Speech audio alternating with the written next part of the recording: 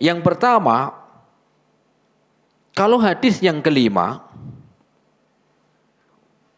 orangnya yang bertanyanya begini, siapakah orang yang patut untuk aku berbuat baik? Dia nanya, butuh nasihat. Nanya, butuh nasihat. Kalau yang hadis ke-6 ini, dia enggak minta nasihat, tapi minta Rasul itu menunjukkan suatu perbuatan.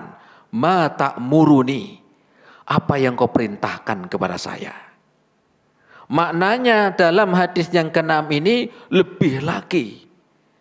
Bukan sekedar nasihat seperti hadis yang kelima. Tetapi hadis yang ke-6 ini mengajarkan kepada kita bahwa memang orang tua itu memiliki hak besar. Kenapa? Kalau orang yang pertama dia minta nasihat. Siapa orang yang paling aku harus berbuat baik kepada dia? Kalau ini enggak, suruh saya untuk apa? Di sini pertanyaannya dia apa? Minta untuk diperintah. Meminta untuk ditunjukkan suatu amal, perintahkan saya untuk apa? Ini perbedaan yang pertama. Kemudian yang kedua, perbedaan yang kedua, hadis yang kelima itu disebutkan Rasul ummuka 3 kali. Kemudian yang keempatnya bapak, abuka. Kalau hadis yang ke-6 ini disebut dengan apa? Ketika Rasul menyebut ibumu itu enggak 3 kali, tapi berapa? 4 kali. Baru yang kelima bapak. Nah ini diantara perbedaan yang disebutkan dalam hadis yang pertama, hadis yang kelima, kemudian di hadis yang ke-6 ini seperti itu. Ada dia meminta suatu amalan untuk diperintahkan. Rasul enggak mengatakan kamu sholat.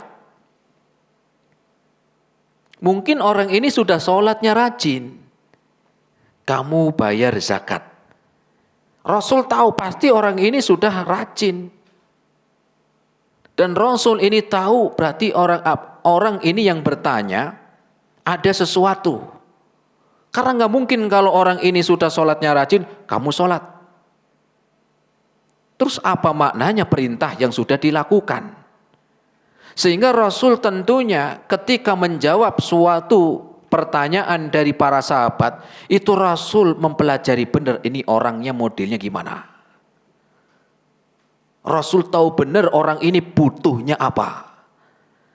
Karena ada orang itu yang dia mungkin ibadahnya rajin, sholatnya rajin, sedekahnya rajin, tapi dia sendiri masalah sama orang tuanya. Dan Rasul di sini tahu benar tentang keadaan laki-laki ini yang bertanya kepada Rasul, ya Rasul, perintahkan saya untuk apa terserah. Maka Rasul menjawab, birro ummaka, berbuat baik kepada ibumu. Diulang sampai 4 kali. Mungkin karena orang ini kurang berbakti. Mungkin orang ini karena hubungan dengan orang tuanya enggak akur. Walaupun mungkin ibadahnya rajin, walaupun mungkin baca Qur'annya rajin, tapi hubungan sama orang tuanya apa? Sama orang tuanya itu enggak baik. Makanya Rasul tahu. Rasul apa? Tahu benar. Dan itulah harusnya ketika kita ditanya tentang sesuatu hal, kita lihat orang ini seperti apa keadaannya. Tidak langsung apa? Tidak langsung menjawab kalau memang kita belum tahu. Ya. Artinya dalam hadis yang ke-6 ini, hak ibu itu sangat besar. Karena Rasul mengulang dengan sampai 4 kali. Baru yang kelima bapaknya. Tapi sebesar-besar jasa seorang ibu, ya, maka apa? Jangan kau lupakan jasa bapakmu. Maknanya begitu. Walaupun disebut 4 kali baru bapaknya yang kelima. Sebesar apapun jasa ibumu untuk engkau berbakti kepadanya, jangan engkau lalaikan bapakmu. Maknanya demikian. Ya. Ada perpaduan antara berbakti kepada ibu dan berbakti kepada bapak. Ada perpaduan. Sebagaimana kita di dunia sebagai anak, ada didikan ibu, ada didikan bapak. Ada perpaduan antara didikan bapak dan didikan ibu. Kalau ibu biasanya lebih lembut, ya, bapak itu lebih tegas. Ada perpaduan. Kalau tegas semuanya ya kurang pas, gimana jadinya anaknya? Atau semuanya lembut, semua bapak ibunya lembut, itu nanti anak juga kurang ada yang kurang. Ada perpaduan di dalam kita berbakti, begitu pula ketika seorang anak mendapatkan pendidikan dari orang tua, ada perpaduan. Ibu biasanya lebih lembut, ya ada memang ibunya itu kurang lembut, ya ada. Malah bapaknya yang lembut. Tapi umumnya itu bapaknya lebih tegas. Kalau disuruh ibunya belum mau berangkat, tapi kalau bapaknya yang ngomong sudah. Sambil ya gebrak meja langsung kabur, ya. Ada perbedaan. Begitu juga di dalam Di dalam kita ya memahami bahwa kedua-duanya itu semuanya punya jasa. Kedua-duanya punya jasa. Ini yang bisa kita ambil dari hadis yang ke-6. Ya, hadis yang ke-6. Kita lanjutkan satu lagi hadis yang ke-7. Bab baru. Ya, bab yang baru. Karena tadi hadisnya mirip. Lanjut hadis yang ke-7. Bab yang keempat. Berbakti kepada orang tua meskipun saudaranya zalim terhadapnya. Hadis yang ke-7.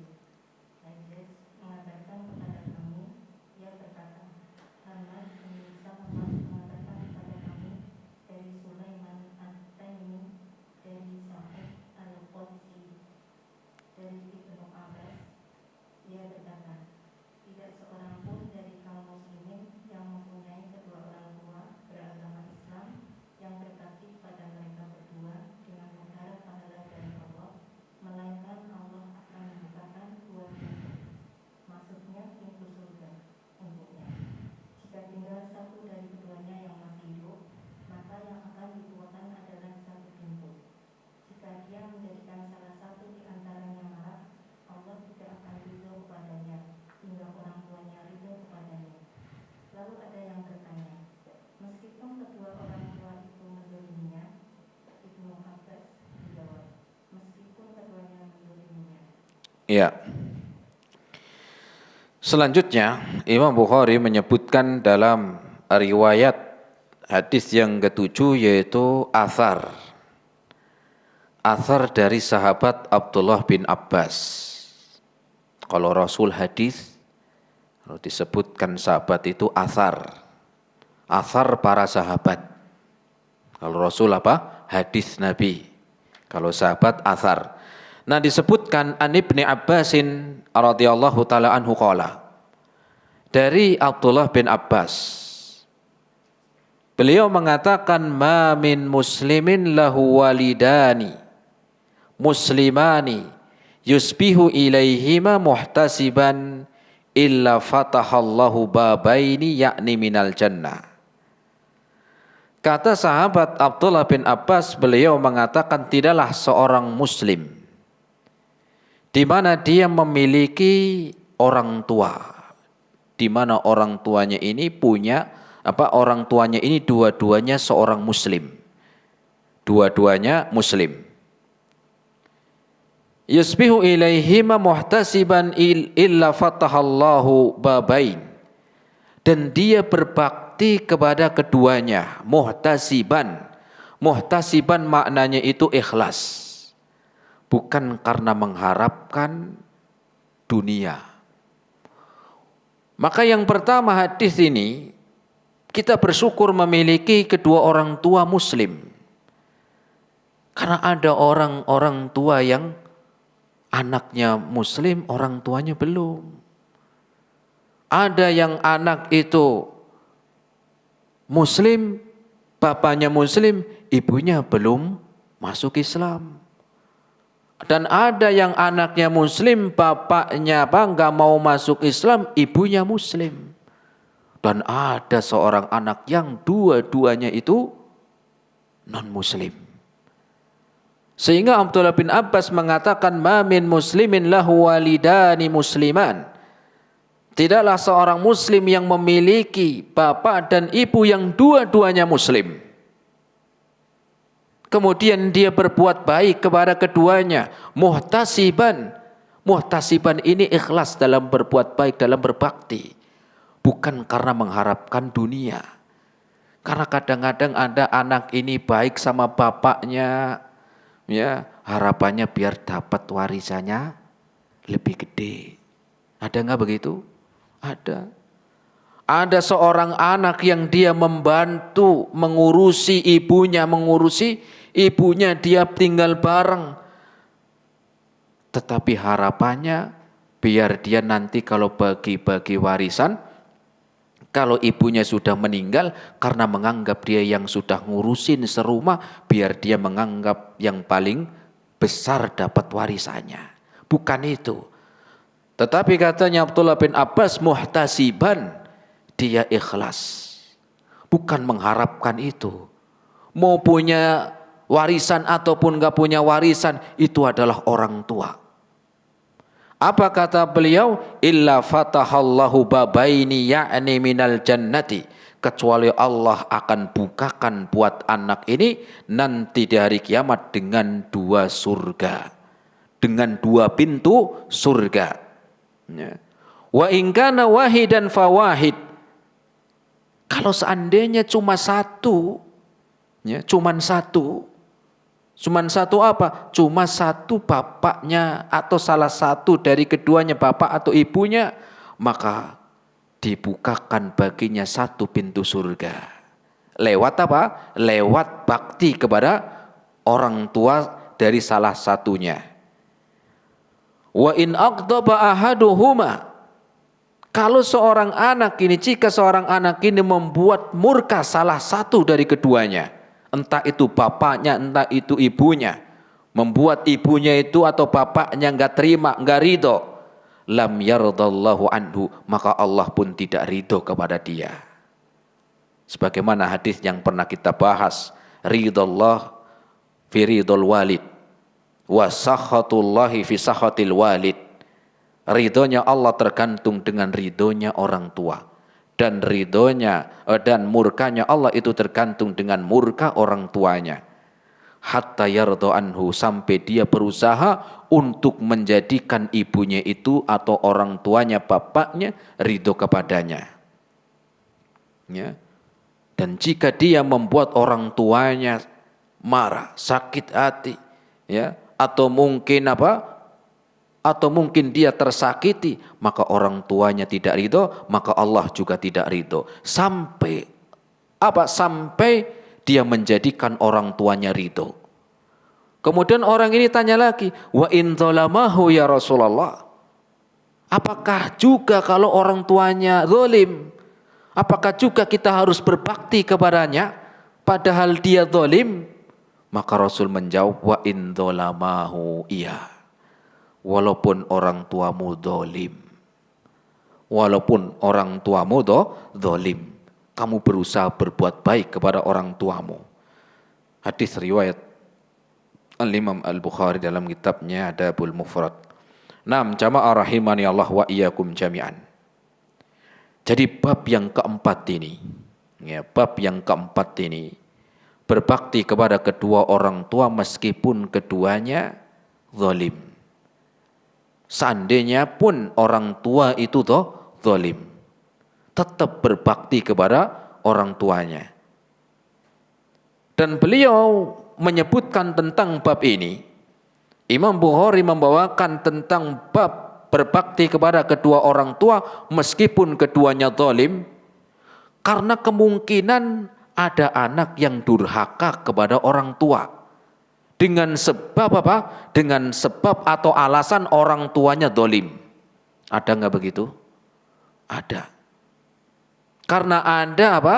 kemungkinan besar ada anak yang gak mau berbuat baik sama orang tuanya. Ada anak yang durhaka kepada orang tuanya karena alasannya orang tuanya zalim, begitu. Wah, saya gak ngurusin orang tua saya. Bapak saya apalagi, saya gak mau. Loh kenapa? Mana dia sudah gak berbuat baik sama anaknya. Saya dari kecil ditelantarkan. Bapak pergi entah kemana. Merantau gak pulang-pulang. Kayak Bang Toyib. Katanya orang. Ya. Saya ditelantarkan. Sehingga terkadang ada anak yang durhaka kepada bapak atau ibunya. Itu karena alasannya di antara salah satu atau mungkin dua-duanya dolim. Tetapi dalam hadis ini disebutkan atau bab ini beliau membawakan Imam Bukhari tetap berbakti kepada orang tua meskipun keduanya itu zalim. Meskipun keduanya zalim. Contohnya gimana zalimnya orang tua? Ya macam-macam. Dari yang tingkat ringan sampai tingkat paling berat ya ada. Itu orang tua yang zalim sama anaknya. Tetap kalau anaknya sudah dewasa nggak boleh dia membalas. Karena mungkin dulu bapaknya menelantarkan anaknya gara-gara cerai misalnya. Ya. Kemudian anaknya ini karena cerai, anaknya ditaruh di mana? Di panti asuhan. Padahal ia mampu untuk menafkahi. Ya, ditaruh di mana? Ditaruh di panti asuhan.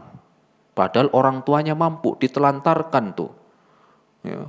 Kemudian setelah anaknya dewasa gantian apa? Bapaknya ditaruh di mana? Panti asuhan. Jangan dulu naruh saya di panti asuhan, Pak. Sekarang gantian, itu gak boleh. Tidak boleh. Ya. Atau mungkin kasar kepada anak-anaknya. Kasar kepada anaknya. Ada orang tua yang mungkin kasar. Ngomong itu kayak gak bisa, lembut dikit aja susah kayaknya. Ngomong itu harus ngotot. Urat-uratnya sampai keluar. Padahal ngomong pelan ya aslinya bisa. Tapi ya kadang-kadang ada orang tua begitu. Ya. Sebenarnya bisa ngomong pelan, lembut sebenarnya bisa. Tapi kadang-kadang enggak. Cuman melakukan kesalahan apa. Ataupun mungkin ringan. Cuman mecahin gelas satu mungkin udah ngamuk-ngamuk. Ya, udah dimarah-marahin. Giliran anak tetangga lagi bertamu sama orang tuanya mecahin selosin. Oh enggak apa-apa. Masih ada 5 losin di dalam. Anak sendiri mecahin 1 gelas, marahin habis-habisan. Ini kan bentuk diantara kurang baik kepada anaknya, zalim. Atau mungkin pilih kasih. Ada enggak orang tua yang pilih kasih sama anak? Ada. Karena mungkin ini orang tua punya beberapa anak. Anak-anaknya sudah kerja, sudah dewasa. Ya, misalnya anaknya 3. Ya. Kemudian orang tuanya bisa baik sama anak yang nomor 2. Sama cucunya lagi. Tapi orang tua ini berbaik sama yang nomor 2 dan cucunya itu kayak baik. Kenapa? Oh ternyata anak yang nomor 2 ini sering ngasih uang ke ibunya. Sering ngasih bantuan ke bapaknya. Sehingga ketika dia orang tua ini merasa anak yang nomor 2 yang banyak berjasa, akhirnya pilih kasih. Ini juga zalim. Giliran cucu dari anak yang pertama nggak mau gendong. Kalau jalan bareng yang digendong dari anak yang kedua terus. Dari anak yang pertama cuman dituntun. Ya. Ini namanya orang tua yang pilih kasih. Dan ini zalim kepada anak. Ya. Pilih kasih. Atau mungkin anak yang pertama disekolahkan sampai tinggi sekolahnya dibiayain. Tapi anak yang keduanya sudah nggak mau lulus SD aja kerja sana. Gimana? Ini bentuk juga zalim kepada anak, pilih kasih. Atau mungkin karena ini pinter, yang kedua adanya kurang pinter. Sehingga yang pinter ini dicukupi kebutuhannya, sering dikasih hadiah. Yang kedua yang kurang pinter malah dimarahin. Jangankan dapat hadiah, ya, uang jajan aja dikurangin gara-gara kurang pinter. Ini pilih kasih. Ya. Ya, sama ketika membanding-bandingkan anak. Ya. Atau juga mendoakan anak dengan doa keburukan. Ya. Didoainya keburukan. Oh, kamu nggak bakalan sukses kalau gede kalau begitu. Hati-hati. Ya. Kemudian apa? Atau mungkin karena kurang mendidik anak-anaknya, kurang mendidik. Ya. Atau mungkin karena tidak mau mendidik. Karena dia menganggap bahwa tanggung jawab seorang bapak itu apa? Cuman ngasih makan, cuma ngasih minum kebutuhan, sehingga tidak ada pendidikan yang diberikan dari bapaknya. Ya. Karena dia menganggap kebutuhan itu ditanggung jawabnya, iya, tetapi juga jangan sampai melupakan pendidikan untuk anaknya.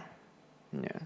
Kan kadang-kadang ada, ya, karena sudah merasa bekerja, ya, udah mencukupi kebutuhannya, nggak peduli dengan pendidikannya. Kalau cuman ngasih makan doang, cuman ngasih minum doang kebutuhan, oh burung juga bisa, betul. Burung kan juga ngasih makan, ngasih minum. Ya. Maka jangan jadi orang tua cap ATM. Apa cap ATM?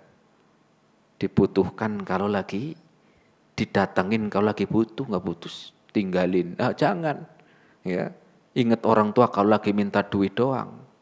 Nah, atau mungkin karena orang tuanya ini memilihkan jodoh untuk anaknya yang gak baik. Sudah tahu ini tukang mabuk, kok malah dijodohin, dipaksa. Ini zalim orang tua ini. Orang tua yang zalim, gak perhatian kepada yang dijodohkan untuk anaknya. Bahkan ada yang dipaksa untuk menikah padahal tahu nih laki-laki yang dia jodohkan oleh orang tuanya itu apa, pecandu narkoba. Ada. Pemabuk, main judi, online, offline, macam-macam pokoknya. Ya, maka ini apa, bentuk kezaliman orang tua kepada anaknya. Maka ketika demikian kezaliman orang tua kepada anak, maka tetap wajib berbuat baik kepada kedua orang tuanya. Ya. Makanya Rasul menyebutkan dalam hadis ini muhtasiban, dia ikhlas dalam berbuat baik. Bukan balas budi, bukan. Kalau balas budi, ya kalau dia baik saya balas baik, kalau enggak ya enggak, ini balas budi. Tetapi muhtasiban, ya, tetapi muhtasiban. Sehingga apa? Ya, sehingga kita mengetahui yang memerintahkan kita berbuat baik untuk orang tuanya, walaupun zalim, itu Allah yang memerintahkan. Allah yang memerintahkan, bukan karena balas budi, bukan. Tetapi Allah yang memerintahkan. Sebagaimana ayat yang pernah kita bahas. Dan kewajiban anak itu berbakti kepada orang tua. Ya. Dan kewajiban berbaktinya anak kepada orang tua ini tidak gugur walaupun orang tuanya zalim. Walaupun orang tuanya zalim, tidak gugur. Tidak gugur kewajiban untuk berbakti kepada keduanya. Ya. Walaupun orang tuanya tidak memenuhi kewajiban sebagai seorang orang tua, dia tidak memberikan kewajiban sebagai orang tua, tetap anak ini tidak boleh zalim. Anak ini tetap harus berbakti, bukan membalas zalim juga. Kenapa demikian? Karena antara orang tua dan anak punya kewajiban masing-masing. Orang tua dan anak itu punya kewajiban masing-masing. Bagaimana kewajiban orang tua? Kewajiban orang tua itu apa? Bertanggung jawab, mendidik, mencukupi kebutuhannya. Ya. Kemudian kewajiban anak kepada orang tuanya apa itu? Berbakti. Sehingga orang tua sama anak ini punya kewajiban masing-masing. Kewajiban orang tua adalah dia memberikan apa? Tanggung jawab, mencukupi kebutuhannya, mendidik. Sebagaimana anak juga memiliki kewajiban untuk orang tua. Apa itu? Berbakti. Karena dua-duanya akan bertanggung jawab di hadapan Allah nanti hari kiamat. Bukan cuma bapak doang. Antum, jamaah juga punya kewajiban kepada orang tua. Karena kewajiban berbakti kepada orang tua tidak gugur walaupun mereka tidak memenuhi kewajibannya. Rasul sallallahu alaihi wasallam bersabda, kullukum ra'in wa kullukum mas'ulun an ra'iyatih. Setiap kalian adalah pemimpin dan hari kiamat akan diminta atas apa yang kau pimpin, atas apa yang Allah wajibkan. Jadi jangan sampai dia berbuat zalim kepada orang tuanya karena orang tuanya tidak memenuhi kewajibannya. Ya. Di sini Rasul menyebutkan muhtasiban, yaitu ikhlas di dalam berbakti karena ini adalah perintah Allah Subhanahu wa taala. Wa in kana wahidan fawahidun. Kalau seandainya hanya punya salah satunya karena mungkin sudah meninggal, maka surga, ya pintu surga tinggal satu. Pintu surga lewat orang tua tinggal satu. Ya, tinggal satu. Ya. Dari sini kita mengetahui jamaah rahimani Allah wa iyyakum jami'an, ada kebaikan pada diri kedua orang tua. Ada surga, ada pintu surga dalam ibu dan bapak. Maka bersyukurlah yang masih memiliki kedua-duanya. Bersyukurlah yang masih punya bapak ibu. Bagaimana kalau orang tuanya ini non muslim tetap berbuat baik? Kenapa? Kewajiban anak berbeda dengan kewajiban orang tua. Kewajiban anak berbakti kepada orang tua. Entah itu orang tuanya dia apa? Ya, dia apa? Dalam keadaan dia kafir pun, sekalipun kafir tetap berbakti. Karena akan ditanya seorang anak, bagaimana baktimu kepada orang tuamu. Begitu juga orang tua akan bertanggung jawab kepada, ya akan ditanya tentang sebagai orang tuanya. Dan orang tua sebagaimana disebutkan ini, ya memiliki kebaikan yaitu pintu surga. Ada pintu surga lewat bapak, ada pintu surga lewat ibu. Ya. Kalau orang tua yang zalim saja, kita diperintahkan berbuat baik. Apalagi kalau orang tuanya baik. Lebih-lebih lagi kalau orang tuanya baik, tanggung jawab, penyayang, mencukupi kebutuhannya, sabar, mendidik, maka wajib lebih lagi itu. Kalau kita kepada orang tua yang zalim saja diperintahkan tetap berbuat baik, terlebih lagi kalau orang tuanya baik, orang tuanya enggak zalim, jangan sampai kesalahan yang sedikit akan menghilangkan kebaikan-kebaikan yang Allah Subhanahu wa taala siapkan untuk apa? Seorang anak. Maka dikisahkan oleh Iyas ibnu Muawiyah, seorang alim. Pernah suatu ketika beliau menangis berat sehingga ada yang bertanya, faqala ma yubkika, apa yang membuatmu menangis sehingga engkau tidak sepertinya biasa seperti ini, yaitu menangis. Maka beliau mengatakan, kana li babani maftuhani ilal jannah. Kemarin saya masih punya 2 pintu surga. Saya kemarin masih punya 2 pintu surga yang terbuka. Pintu surga yang mana? Lewat bapak dan lewat ibu. Fa'aglaqa ahadahuma. Tetapi kemarin ibu saya meninggal dunia. Maka sudah tertutup pintu surga saya yang pertama, pintu surga lewat ibu saya. Maka gunakanlah jamaah rahimani Allah wa iyyakum jami'an, bersyukurlah kalau orang tua masih ada dua-duanya. Berbuatlah sebaik mungkin untuk keduanya. Semoga dengan itu akan mendatangkan kebaikan di dunia dan di akhirat nanti. Ini jamaah rahimani Allah wa iyyakum jami'an yang bisa kita sampaikan pada kesempatan sore hari ini, yaitu hadis yang ke-7 dalam kitab Al-Adabul Mufrad. Kita lanjutkan insyaallah taala di dalam bab selanjutnya dan di dalam hadis yang ke-8 kita sampaikan di pertemuan yang akan datang insyaallah taala. Terima kasih atas segala perhatiannya, mohon maaf atas segala kekurangannya. Kita akhiri subhanakallahumma bihamdika asyhadu an la ilaha illa anta astaghfiruka wa atubu ilaik. Assalamualaikum warahmatullahi wabarakatuh.